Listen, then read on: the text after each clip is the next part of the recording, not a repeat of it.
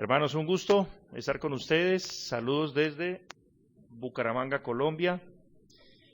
La verdad, un privilegio estar con ustedes en la época cuando de los que vamos a estar hablando no quieren venir por acá, ¿cierto? Pero estos tiempos preciosos en donde el Señor nos ha permitido estar aquí en Venezuela son los mejores, porque es la mejor oportunidad para ser útil al Señor aquí en este tiempo, ¿no es cierto? La verdad me alegra mucho ver a todas estas personas, o sea, ustedes aquí dispuestos a escuchar la palabra de Dios. Y la verdad que dele gracias a Dios, como decía el cántico de Lutero, porque esto no es natural. El ser humano le nace estar buscando otro tipo de experiencias religiosas, excepto la experiencia de escuchar la palabra de Dios. El título de la conferencia es Cristianismo en Crisis. Tal vez alguno de ustedes ha estado hojeando un libro muy famoso de un autor llamado Hank Hanegraaff. ¿Alguno de ustedes lo ha leído? ¿Ninguno? Bueno, ese libro trata acerca de una investigación sobre lo que el cristianismo se convirtió en este tiempo, pero en un entorno más anglosajón. Por eso es que si usted leyó el libro, y gracias a Dios no muchos, se dará cuenta que muchas de las cosas que están en el libro no las vamos a tratar acá, de pronto algunos hermanos, pero vamos a tratar de hacer una reflexión sobre el cristianismo y su crisis en términos criollos, en términos latinoamericanos, ¿ya? Yo sé que algunos de ustedes no son tan latinoamericanos, tienen tendencias un poco más europeas y demás, pero estamos hablando de los indígenas, a mucho honor, que hemos conocido el Evangelio. Pues bien, la primera sesión que me correspondió a mí fue hablar acerca de la esencia del cristianismo. Cuando usted escucha, por ejemplo, que una persona está presentando un plato, una comida, y dice, mira, esto es un agua de Jamaica con sabor a limón, pero que usted sabe que ahí hay un problema, ¿no es así? Usted sabe que hay un problema transalimenticio. O sea, esa comida parece que es, pero se percibe de otra manera. Pues de la misma forma, cuando hablamos de cristianismo en nuestro tiempo, las personas creen asumir saber qué es cristianismo. ¿No es verdad? Por eso es fundamental que nosotros tengamos por lo menos un marco general para definir lo que es cristianismo. Vamos a estar basándonos en lo que se conoce como el Sermón de la Montaña, Mateo capítulo 5, 6 y 7 y Lucas capítulo 6, en la otra versión de los Evangelios. Y cuando hablamos de esencia debemos pensar, ¿qué es aquello sin lo cual el cristianismo ya no es cristianismo? Sabemos que Latinoamérica está en crisis, especialmente el cristianismo. Tenemos cristianos que practican yoga sin ningún problema en el gimnasio, porque lo hacen de manera deportiva. Tenemos cristianos que utilizan las mismas metodologías que utilizan, por ejemplo, las empresas para para obtener dividendos, para obtener ganancias. Ellos lo hacen para avanzar el reino de Dios.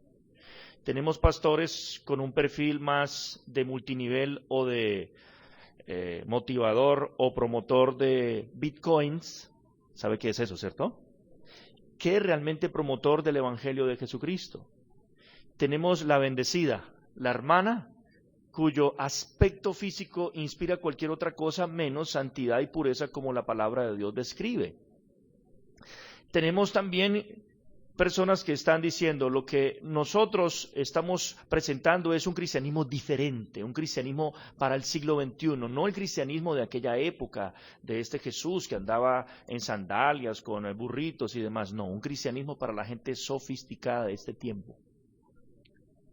Eso ocurre en Latinoamérica, en cualquier país a donde usted pueda tener acceso respecto de la fe y su forma de profesarse. Hoy por las redes sociales usted no necesita viajar mucho, solamente conectarse y empezar a observar cuáles son los predicadores que están promoviendo su visión del cristianismo. Venía de camino para acá y me pareció muy curioso ver a un supuesto predicador publicando en Facebook Live. Aquí estoy dando testimonio de las bendiciones que el Señor me ha provisto. Estoy en Miami Beach. Aquí, cómo el Señor me ha bendecido. Y quiero que ustedes sepan, queridos hermanos, que si ustedes lo creen, Dios lo va a hacer también con usted. ¿Cuánto lo creen? No, decía él.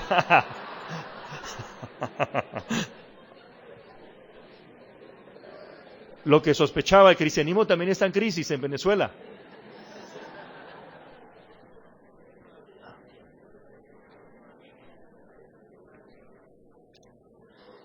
¿Cuál es el panorama en Venezuela? Solo lo saben ustedes mejor que yo. No voy a hablar mucho de aquí porque es mi segunda vez, no conozco mucho. Pero, ¿cuál es la esperanza que tienen los cristianos en Venezuela para que el cristianismo recupere su esencia? Algunos están esperando que haya una especie de intervención militar para que a través de eso se abran las puertas y venga el cristianismo bíblico y se imponga en este país. Otros están pensando que si Ronnie Chávez viene y decreta cielos abiertos en Venezuela, inmediatamente entonces las bendiciones fluirán de manera incontrolable. Es más, otros están esperando que los pastores venezolanos que se fueron hace rato regresen ahora con la bendición y la compartan. ¿Quién puede resolver esta situación? Lo sabemos de memoria, pero no sabemos el cómo. Sabemos quién, pero no el cómo. Atención, querido cristiano venezolano. La Biblia nos llama a nosotros a leer la Biblia, no a leer las noticias y estar pendiente de la última actualización del secretario de Defensa de aquí, de allá, de lo que diga este u otro, de lo que diga los guardianes del muro, lo que digan los Maldonados y nada por el estilo. El apóstol Pablo hace siglos nos escribió que por fe andamos, no por vista. Fe entendido en la Biblia es escuchar la palabra de Dios y creer en ella, Romanos 10:17. Así que hoy vamos a estar escuchando la palabra de Dios durante toda esta conferencia, observando cómo la palabra de Dios para Venezuela le puede y continúa diciéndole cuál es la esencia de lo que el cristianismo es. Si usted tuviera la oportunidad de saber cuáles eran el panorama político o el plano político de Simón Bolívar, ¿usted a quién le preguntaría? A Simón Bolívar, ¿no es cierto? Pues bien, si nosotros queremos saber en qué consiste el cristianismo, cuál es el mero cristianismo, ¿a quién hay que preguntarle? A Cristo. ¿No es así? ¿Y dónde están registradas las palabras de Cristo? En las visiones de JJ Benítez, que entró en una especie de trance después de consumir tal vez sustancias psicotrópicas y tener un encuentro con una especie de Jesús muy extraño. Vamos a la Biblia. Y en la Biblia podemos leer al apóstol Pablo, aquel perseguidor del cristianismo, quien le dice a un joven Timoteo que estaba en la ciudad de Éfeso, era una ciudad grande, influyente en su región. Quiero que sepas que si tardo, debes saber cómo conducirte en la iglesia, que es la casa del Dios viviente, columna y baluarte de la verdad. Por eso es que antes de estar nosotros analizando lo que ocurre con el ministerio del poder popular o esto o lo otro, tenemos que estar observando qué ocurre en el ministerio del poder doctrinal. ¿Escuchó eso? Pablo dice, la responsabilidad de las naciones es de la iglesia. Pablo no dice, para que si tardo sepas cómo está el procurador romano planeando organizar la ciudad de Éfeso. No. Quiero que sepas que la iglesia es el templo de Dios, la casa de Dios, columna y baluarte de la verdad. O sea, Pablo lo presenta en términos militares para que ellos sepan que la batalla que tenemos es una batalla no contra sangre ni carne, es una batalla contra la mentira, el error. Y por eso la iglesia tiene que recuperar su vocación, su llamado. su visión, a qué fue puesta en esta tierra. Pablo sintetiza aquí en qué consiste esa verdad y nos regala a nosotros uno de los mejores resúmenes del Evangelio. Dios fue manifestado en carne. Dios fue justificado en el Espíritu, visto de los ángeles, predicado a los gentiles, creído en el mundo, recibido arriba en gloria. Aquel que es glorioso vino, se hizo hombre, y aquel que se hizo hombre regresó al lugar de donde vino. ¿De qué manera? En gloria. Cuando la Biblia describe que Jesús partió de este mundo, no nos dice que se escapó, que se voló, decimos nosotros. ¿Y ahora qué, Señor? ¿Y ahora quién podrá ayudarnos? El texto dice que subió arriba en gloria. Gloria en la Biblia significa muchas cosas. Aquí significa en victoria. Cristo hizo exactamente lo que se propuso hacer. ¿Recuerda usted en la Semana Mayor o en la Semana Santa las últimas palabras de nuestro Señor antes de entregar el Espíritu? Dice, consumado es. Cristo exactamente hizo lo que se propuso hacer desde el principio. Esto fue darnos algo a nosotros que nosotros no podemos añadir ni podemos quitar. Jesús nos dio a nosotros la verdad, y esta verdad es aquello que confirma su victoria. Si nosotros podemos descubrir por la gracia de Dios, o redescubrir o recuperar esta verdad esencial de lo que es el cristianismo en realidad, entonces la iglesia nuevamente podrá ser rearmada, ser equipada para que cumpla su sagrada misión, que es ser columna y baluarte de la verdad.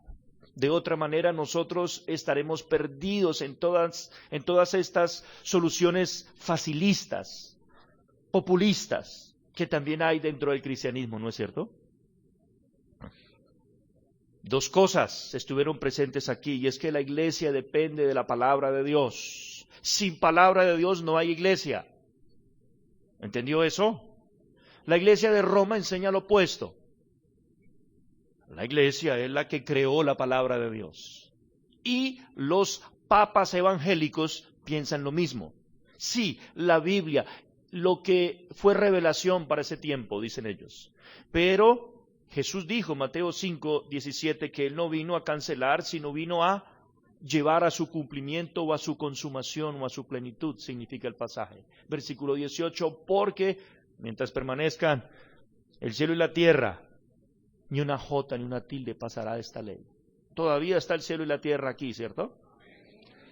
Pues bien, entonces cielo y tierra pasarán, mas su palabra no pasará. ¿Ya? Ahora, si la palabra de Dios forma la iglesia, entonces la iglesia tiene el sagrado compromiso de mantenerse en aquella madre que la parió. La palabra de Dios. Y la palabra de Dios nos dice que los hombres que proclamaron este mensaje fueron designados por sus enemigos como aquellos que trastornaron el mundo. Hechos 17:6 dice que cuando pasaban los predicadores del Evangelio en el imperio grecorromano, la gente decía, he aquí aquellos que trastornan el mundo entero. Hoy los cristianos evangélicos en Latinoamérica trastornan el mundo entero por la batería. ¿Sí? Porque parquean sus autos enfrente de una vía pública, tal vez hay un hospital o un colegio y demás. Trastornan el mundo entero porque los escándalos matrimoniales que hay dentro del cristianismo ni aún se conocen entre los gentiles.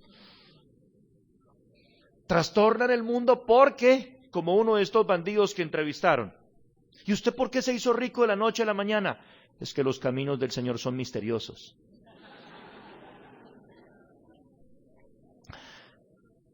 Ellos trastornaron el mundo entero debido a que la esencia del cristianismo estuvo presente en sus vidas.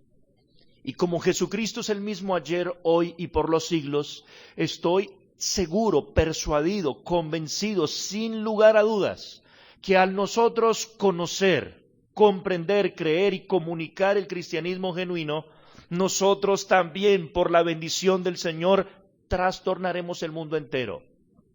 Pero vamos a ver cómo es esto.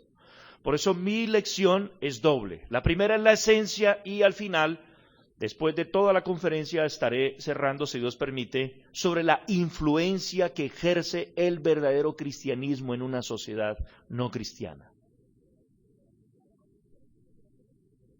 ¿Qué fue lo que ellos hicieron para trastornar el mundo? Vamos a Mateo capítulo 5, por favor, y vamos a leer del 1 al 12. Viendo la multitud, subió al monte y sentándose vinieron a él sus discípulos. Y abriendo su boca les enseñaba, diciendo: Bienaventurados los pobres en espíritu, porque de ellos es el reino de los cielos. Bienaventurados los que lloran, porque ellos recibirán consolación. Bienaventurados los mansos, porque ellos recibirán la tierra por heredad. Bienaventurados los que tienen hambre y sed de justicia, porque ellos serán saciados. Bienaventurados los misericordiosos, porque ellos alcanzarán misericordia. Bienaventurados los de limpio corazón, porque ellos verán a Dios. Bienaventurados los pacificadores, porque ellos serán llamados hijos de Dios. Bienaventurados los que padecen persecución por causa de la justicia, porque de ellos es el reino de los cielos. Bienaventurados sois cuando por mi causa os vituperen y os persigan y digan toda clase de mal contra vosotros mintiendo. Gozaos y alegraos, porque vuestro galardón es grande en el reino de los cielos, porque así persiguieron a los profetas que fueron antes de vosotros, dice el Señor. Vamos a ver en primer lugar el contexto. ¿Qué era lo que estaba ocurriendo en ese momento? La Biblia nos dice que Jesús de Nazaret vino a una tierra con muchos problemas. Cuando nuestro Salvador, Dios, se hizo hombre, vino a una tierra muy sufrida. Grandes sufrimientos. El capítulo 4, del 12 al 25, nos describe estos sufrimientos. El primer sufrimiento que podemos observar es que Juan, versículo 12 del capítulo 4, estaba preso. ¿Por qué Juan estaba preso? Aquí se refiere a Juan el Bautizante. Juan el Bautizante fue preso. Y él fue preso porque había un problema en ese momento. Y era que él se opuso a un matrimonio ilegítimo que hubo en su momento. Como él era un predicador de la ley y el pueblo de Israel se regulaba, ajustaba sus vidas a los patrones morales de la Biblia, pues este hombre no le gustó y la solución fue llevarlo preso. Esto es una gran crisis porque era el hombre que estaba denunciando los abusos religiosos de quienes decían creer en el Dios verdadero. La voz que estaba ya denunciando los abusos, los engaños, los errores y demás, intentó ser silenciada. Otro problema es que Capernaum, ciudad marítima, región de Zabulón y de Neftalí, era una región gentil. La palabra gentil en la Biblia no solo se refiere a alguien que es amable, hospitalario, así como reciben a los extranjeros en Venezuela, con mucha gentileza. No, gentil ahí se refiere a aquellos que no son conocedores ni adoradores del Dios verdadero. Esta región es llamada tierra de tinieblas, pueblo asentado en tinieblas, pueblo en región de sombra de muerte. Siempre que hay desconocimiento del Dios verdadero, la vida humana no vale nada. La vida humana es menoscabada. Como dijo alguien, siempre que se adora a la criatura, siempre se abusa de ella. ¿Por qué? Porque se busca que la criatura supla necesidades de nosotros que solamente puede suplir el Creador. Piense, por ejemplo, en una mujer que piensa que un hombre es su todo y le dice: amor, tú eres mi religión. Pues este hombre no puede suplir todas las necesidades que ella necesita o quiere. En consecuencia, está abusando de él y le genera una carga emocional tan terrible que le hace imposible satisfacerla a ella y también le hace sentir tan mal que él no se siente que la puede saciar algún día. El mundo no basta para ella. Así ocurría en esa región. No había conocimiento del Dios verdadero. Aunque el pueblo era la región que se le había asignado a estas tribus, ¿se acuerdan la época de Josué?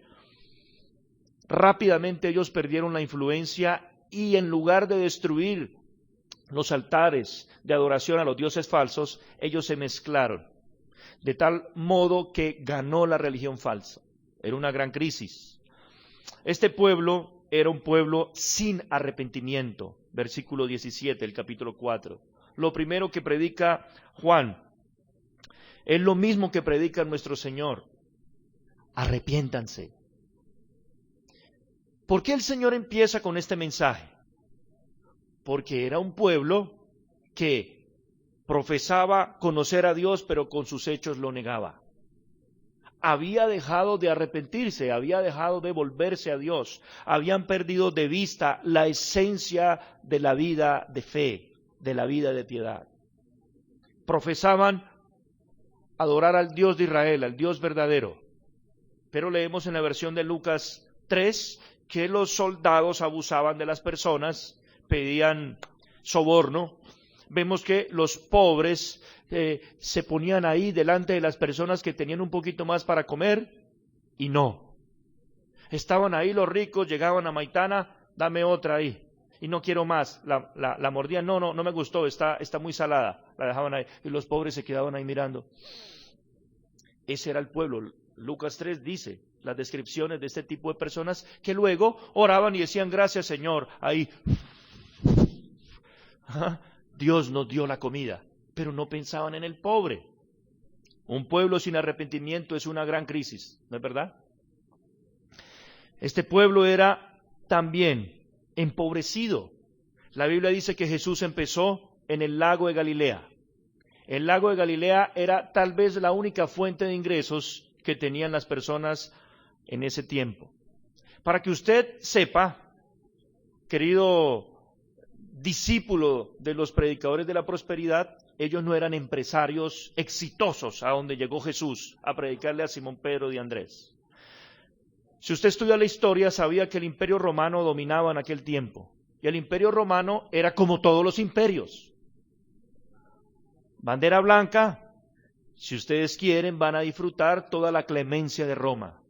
Todo el favor inmerecido de Roma, que es la protección de nuestro ejército, el más entrenado del mundo. Construiremos calles, desarrollaremos su país, etcétera, etcétera, con una sola condición: que en todas sus religiones ustedes pongan por encima al emperador y lo honren con incienso y con impuestos.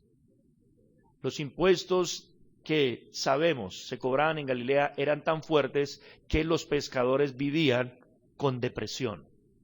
¿Se acuerda que Jesús en una ocasión le van a cobrar un impuesto del templo y ellos están preocupados y Jesús le dice, ve a pescar? Era la única fuente de ingresos, la única vocación, la única posibilidad laboral. Era un pueblo empobrecido por los manejos políticos, económicos del imperio del momento y a su vez se había unido, se había confabulado con el gobernante que se hacía pasar por judío en esa región.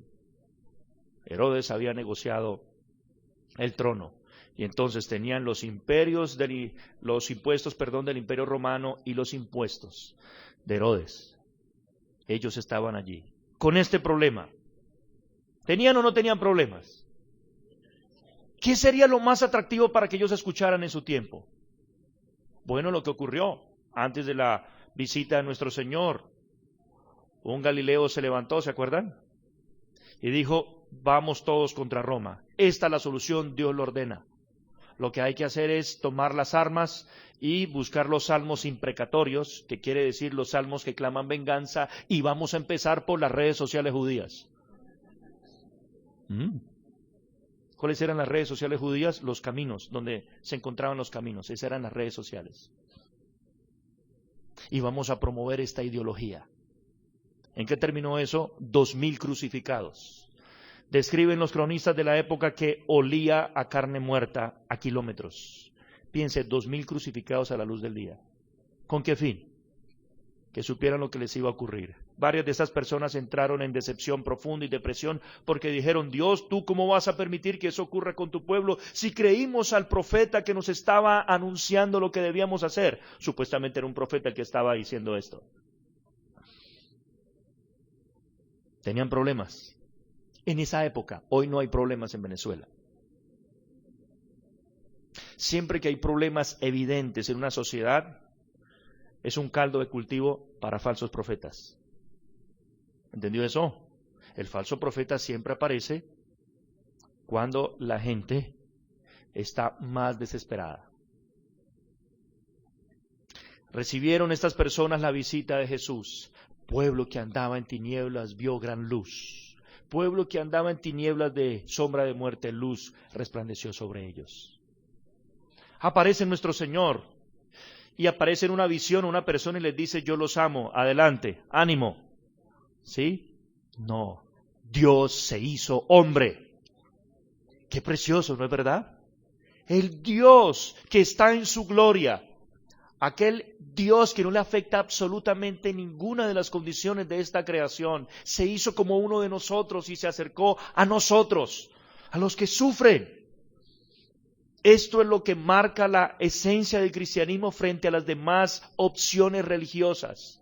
Nunca un Dios se hizo como uno de sus adoradores. Jamás. Dios se hizo hombre. ¿Y qué hizo? Enseñó en las sinagogas de ellos. Predicó el evangelio del reino y sanó toda enfermedad y dolencia en el pueblo. Este Jesús que viene a enseñar, predicar y sanar, es el que nos está enseñando cuál es el origen del problema de ese pueblo y de todos los pueblos de la tierra. Jesús pudo haber empezado. El resumen que hace Mateo, lo repite 2 veces, al menos. Mateo 4 y luego Mateo 9. Recorría Jesús las ciudades y sinagogas de ellos. Y dice otra vez lo que estaba haciendo. Este es un cronista, un escritor histórico. Y dice, lo primero que hizo Jesús fue darles comida a la gente. Lo primero que hizo fue decirles que ya casi va a caer el emperador. Ya casi viene y el opresor, la bota militar se le va a quitar del cuello de los oprimidos galileos. Enseñando en las sinagogas de ellos fue que empezó todo. Porque Jesús dijo en Juan 8:31 a aquellos discípulos que supuestamente habían creído en Él: si ustedes permanecen en mi palabra, lo cual dejaron de hacer, ustedes serán verdaderamente mis discípulos, o sea, hay falsos discípulos, y conocerán la verdad y la verdad los hará libres. Libres del error. Ellos estaban presos del error religioso político. Ellos tenían el mismo problema que tenemos en nuestros países latinoamericanos. Un Mesías político religioso que aparece como la cura para todos los males. Yo creo el problema, yo creo la solución. ¿No es así?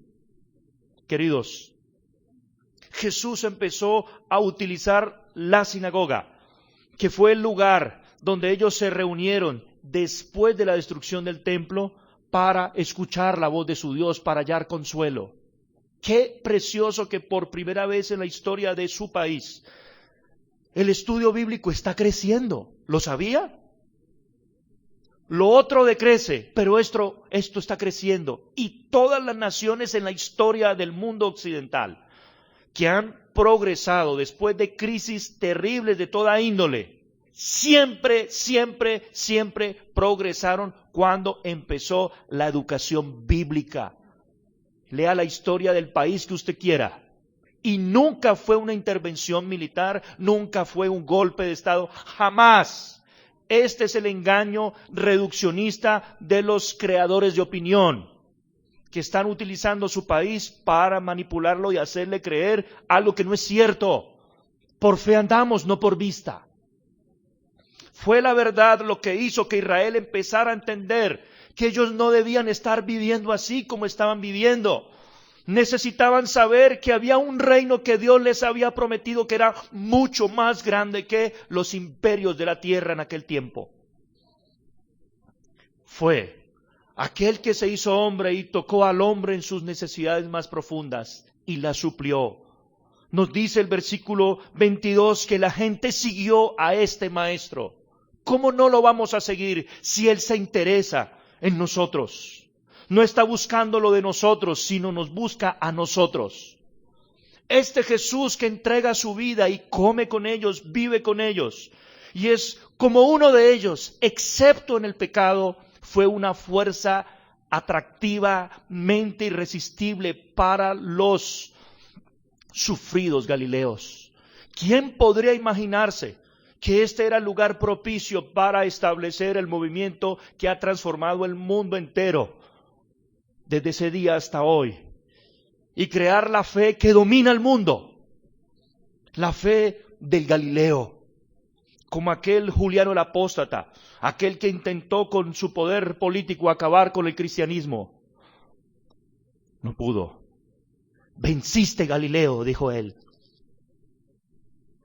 Pobres pescadores galileos que tenían la verdad hecha hombre, que tenían a un Salvador que les mostró cuál es la esencia de la vida y de la muerte. El fin principal del hombre es glorificar a Dios, gozar de Él para siempre, saber para qué fueron hechos. Fuimos hechos por y para Dios, lo sabía Israel. Isaías había predicho, este pueblo que yo he escogido, mis alabanzas publicará. Son mis testigos, los verdaderos testigos de Jehová. Aquellos que viven para la gloria del Señor, para el Jesús hecho hombre que caminó en la tierra, no el que supuestamente está hoy en espíritu en la Watchtower en Nueva York, de donde publican revisticas para que la gente ignorante siga leyendo y creyendo cosas por el estilo. ¿Qué hace entonces este Salvador? Este Salvador separa a los discípulos de simplemente los seguidores. El versículo 23 nos repite lo que Jesús hizo. El 24 y 25 nos dice que al escuchar esto, sus necesidades son suplidas. La búsqueda de la verdad, la explicación de por qué estaban sufriendo de tal manera, encuentran estas personas que se la proporciona el Hijo de Dios, el Salvador del mundo. Él les muestra el panorama y les dice, este es el problema. Su problema es con Dios. El problema es que hay un Dios santo, poderoso y justo que no puede tener por inocente al culpable. Y por tal motivo, estas personas vinieron. Su fama se difundió hasta Siria. Siria para nosotros en la movilidad que tenemos hoy sería muy cerca, pero para ellos era muy lejos, muy lejos. Es como decir aquí en Venezuela hasta el oriente, por allá, el Amazonas y demás. Gente del Amazonas vino buscando al Salvador, como tenemos hoy. ¿Qué moviliza a personas que vengan aquí con sacrificio en Rutachivo y demás, para estar aquí todo el día y sin refrigerio, escuchándola? No va a haber refrigerio. Escuchar a este Salvador. Escuche bien. ¿Será este el Mesías? ¿Será este el que nos contaron nuestros padres? Dice que le siguió mucha gente de Galilea, Decápolis, Jerusalén, Judea y al otro lado del Jordán. O sea, el pueblo original de las 12 tribus empezó a buscarlo. Dios visitó a su pueblo como lo había prometido. Ezequiel 34, Dios hablando de los falsos profetas de Israel. Yo mismo iré y buscaré mis ovejas, dice Dios, y pondré a mi siervo David para que sea pastor sobre ellos. ¿Cumplió o no cumplió? Este mismo que vino a predicar el reino de los cielos fue el mismo que dijo, yo soy el buen pastor y vengo a poner mi vida por las ovejas. Así que si usted está decepcionado de su pastor, está en lo correcto, porque él no es el buen pastor. ¿Ya? No, yo pensé, todos son iguales. Claro, pecadores, ¿qué más van a hacer? Pero hay uno solo que es el buen pastor, quien viendo la multitud empezó a recoger ofrendas en ese momento. ¿Usted ya recibió sanidad? ¿Ahora recompense? No. ¿Hizo curso de milagros? No. ¿Empezó a hablar de cómo tomar el poder? ¿Reunió una multitud de personas? No. ¿Empezó a hablar mal del gobierno romano? No. ¿Empezó a preguntar, ¿a quién honramos? ¿A este emperador o al otro? ¿O al usurpador? ¿Sí?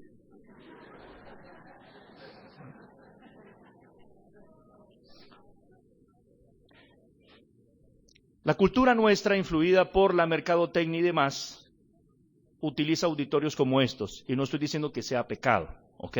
El pastor dijo que era pecado sentarnos así. Es nuestra cultura. En la cultura de Oriente, cuando alguien tenía algo importante que decir respecto de fe, respecto de asuntos religiosos, ¿qué hacía? Buscaba un lugar y se sentaba. Cuando se sentaba, entonces ellos sabían, el maestro va a hablar. Jesús subió al monte y sentándose. Ese monte es una montañita pequeñita. Para nosotros es muy pequeñita, para ellos era muy grande porque es un país plano. Vinieron a él sus discípulos y abriendo su boca les enseñaba. Ya tenemos el contexto. Si él no es el que estamos esperando, apague y vámonos. Aquí Jesús lo primero que empieza es a enseñar.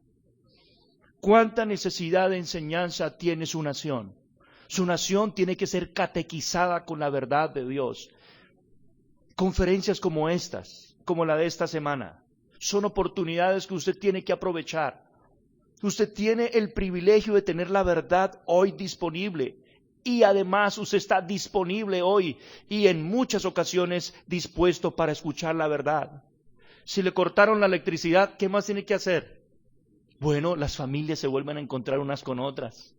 Las familias pueden recuperar el diálogo que el materialismo y el activismo salvaje ha hecho y ha afectado las relaciones entre esposo y esposa. Cosa que es verdad, pero no toda la verdad. Vinieron sus discípulos a escuchar su palabra. Dios les había dicho a ellos, Deuteronomio 28:1, acontecerá que si oyeres atentamente la voz de Jehová tu Dios. Dios les había advertido, ellos estaban en maldición porque habían dejado de escuchar la voz de Dios y escuchaban las voces de otros dioses. Dios les había pasado por un desierto para hacerles saber, Deuteronomio 8, ¿qué? Que no solo de pan vivirá el hombre, mas de toda palabra que saliere de la boca de Dios, de esta vivirá el hombre. Jesús viene después de un desierto, tentado por el diablo, usando estos pasajes de Deuteronomio, a decirle a sus discípulos que hay un contraste en segundo lugar. Hay un contraste. Y hay un contraste entre lo que las personas religiosas esperan de las demás y lo que Cristo y su enseñanza viene a traer. Jesús empieza aquí a hablar de lo que conocemos como las bienaventuranzas. Jesús no fue el primero que habló de bienaventuranzas. Los profetas utilizaban esa frase que significa el más feliz de los felices o la dicha de la vida está en esto. Jesús está diciéndole a estos deprimidos, desconsolados judíos, felices, dichosos, gozosos son estos. Jesús nos da aquí la felicidad, la muestra de la felicidad. Para eso Jesús tenía que ser feliz. Salmo 45, hablando de manera profética sobre las bodas del rey, se dice que el rey ha sido ungido con óleo de gozo o de alegría, con aceite de alegría más que todos sus compañeros. ¿Por qué? Porque él aborreció la maldad y amó la justicia. ¿Quién de todos los hombres ha aborrecido más la maldad y buscado más la justicia que el rey descendiente de David? Pues nadie ha tenido tanta unción, tanto del Espíritu de Dios en cuanto al gozo que Jesucristo. Por eso él podía hablar y podía proveer aquello de lo que estaba hablando. Y empieza a hablar de los pobres, que se refiere a aquellos que son incapaces de resolver su propia situación espiritual. Aquí se está refiriendo a los pobres en espíritu. Estos pobres en espíritu ya los había predicho Isaías 66, 1 al 2. Yo miraré a cuál hombre, dice Dios, al que es pobre y humilde. ¿Y cuál es la señal característica de alguien pobre y humilde según Dios? Tiembla ante la palabra de Dios, no ante la palabra de los hombres. ¿Han visto gente que tiene cara de humilde? Es que es un hermano humilde. Hermano, ¿se puede sentar allá? Hermano, ¿me puede esperar un momento porque tengo que atender aquí a alguien? No son humildes. Humilde según la Biblia, Pobre en espíritu es aquel que tiembla ante la palabra de Dios, aquel que sabe que Dios tiene la respuesta para su vida y que será juzgada en base a ella. El reino que viene a traer Jesús es contrastado con el reino de este mundo. Los hombres de este mundo imponen su reinado, son orgullosos. En cambio, el reino que viene a traer Cristo es para los humildes, para aquellos que se ven a sí mismos como en bancarrota, personas con muchos problemas. Los malandros, que son conscientes que son malandros y están avergonzados de ello. No los malandros que dicen, sí, nosotros somos malandros, pero es que así es la vida en estas calles. No. Dice nuestro Señor, ellos son bienaventurados, de ellos es el reino que yo vengo a traer. Estos no solamente son pobres, se consideran incapaces, sino ellos se afligen, lloran por su pecado y el de otros. No los que lloran porque perdieron dinero en Bitcoin, porque perdieron su dinero que lo habían invertido en dólares. No, lloran porque saben que su pérdida es terrible. ¿De qué sirve, dice Pablo en Romanos 6, haber invertido su vida en aquellas cosas de las cuales ahora os avergonzáis? ¿De qué sirve usted haber tenido opulencia, haber tenido 3 carros y viajar a Margarita y a Miami, si usted aborrecía al Dios verdadero? Y usted pensaba que en eso estaba su gozo, ¿no es cierto? Ahora usted entiende el salmista. Señor, tú has dado alegría a mi corazón mayor que la de ellos cuando abunda su trigo y su mosto. Ellos también son mansos. No solo se saben pecadores, sino que aceptan que los hombres los traten como tales. Hermana, ¿usted es pecadora? Sí, soy pecadora. Cuéntame un pecado. Mi pecado es que casi no reconozco los pecados. ¿Qué pasaría si alguien te trata como el pecador que mereces? Ya se te va lo pecador. Un manso no tiene traducción al español, pero más o menos significa aquel que mira a su amo en la época de la esclavitud. Aquí el amo es Cristo. Señor, todo lo que provenga de ti es bueno. Ellos son los que recibirán la tierra por herencia, no los que se imponen con la bota militar.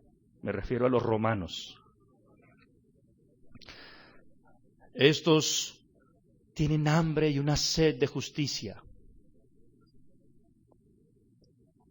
¿Cuál clase de justicia?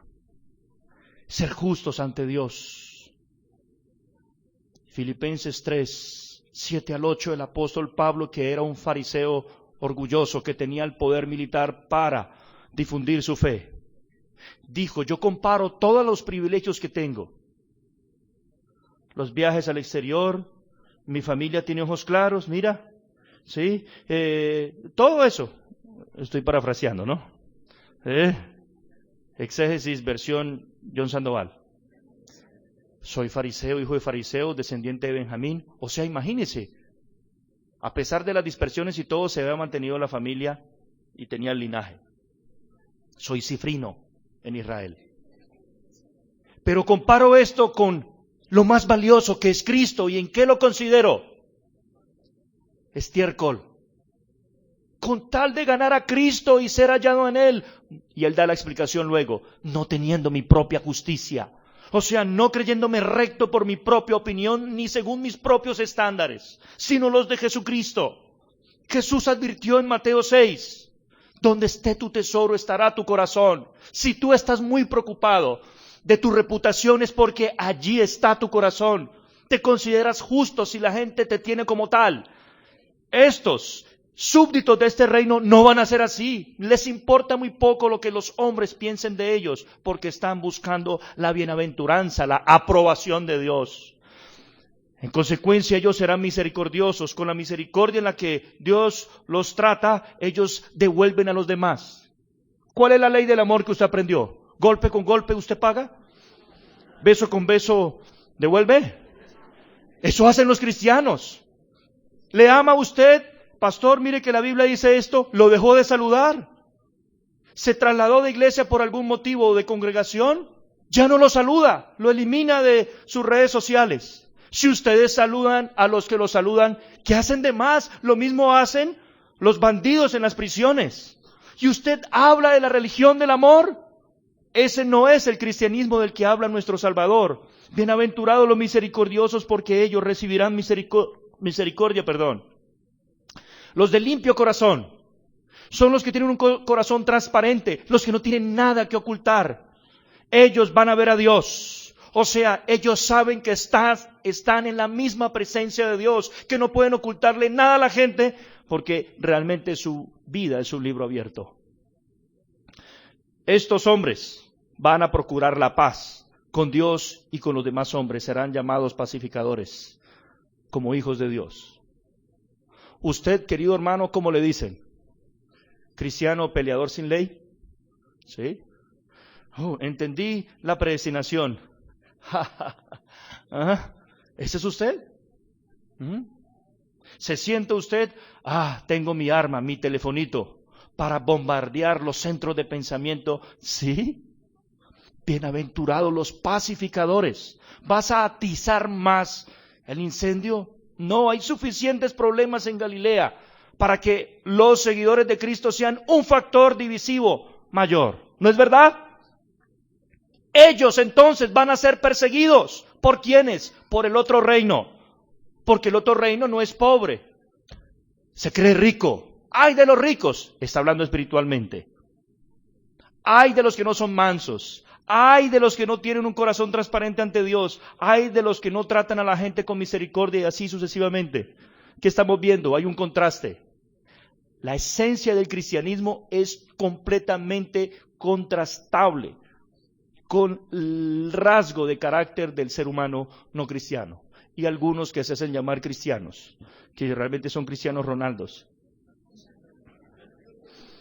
Finalmente, el corazón del cristianismo, ¿en qué consiste? Consiste en entender que el cristianismo del que viene a hablar Cristo, nada más ni nada menos, se refiere a asemejarnos, conformarnos, ajustarnos a la norma, al estándar, a la medida de Cristo. Señora, cuando usted cocina y hace las arepas, la cachapa, por ejemplo, usted tiene muchas veces un molde, a veces las mujeres tienen la medida ya de ojo, ¿cierto? El que tiene la medida de ojo de cómo debe ser uno de los súbditos del reino de los cielos, ¿quién es? Jesucristo. Nosotros no, me parece cristiano. No, ¿es o no es cristiano? Santiago 4, el 1 al 4 dice, el problema es que los conflictos del mundo vienen de nuestras pasiones, de nuestros conflictos internos que exteriorizamos. Gran parte del cristianismo latinoamericano simplemente es la expresión pecaminosa de corazones que no han sido transformados por Dios, a los cuales se le pusieron versículos bíblicos. A la codicia se le llama visión empresarial, ¿verdad? ¿No es así? A la sensualidad se le llama princesas del reino. ¿No es así? Y puedo seguir. La Biblia nos dice que eso solo lo produce el Espíritu de Cristo. Jesús hoy no está con nosotros, Jesús ascendió en gloria y Él nos envió su Espíritu para que donde quiera que se predique este mensaje nosotros podamos ser transformados por su poder. ¿Qué es el fruto de creer el cristianismo genuino? Amor, gozo, paz, benignidad, bondad, paciencia, fe, mansedumbre y templanza. ¿Eso lo describe usted? ¿Eso describe su trato con su familia en casa? Bueno, Señor, ayúdame a ser como Cristo en esta casa. Y su esposa le sirvió lo que usted no quería, sus hijos estaban llorando, lo que sea, y usted dijo, voy a imitar a Cristo, sí, pero como entró al templo.